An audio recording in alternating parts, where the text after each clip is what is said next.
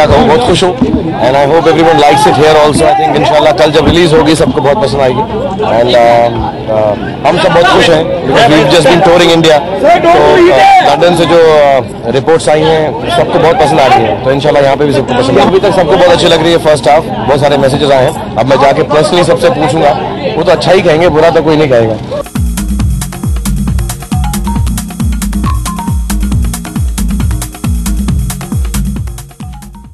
अच्छा रिस्पांस मिला अभी तक। मैं होपिंग कि लोगों को जिस तरह यहाँ पे रिस्पांस मिले पूरी वर्ल्ड में रिस्पांस मिले। Response has been superb. It's been I think we expected it to open well and we expected a good response, but I think it's been far beyond anybody's expectations.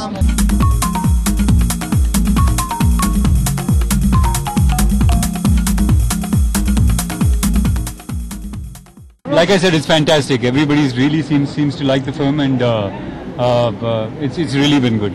जी सबको अच्छा लगा. I think once the movie works and people like things about the movie, then they like everything about the movie.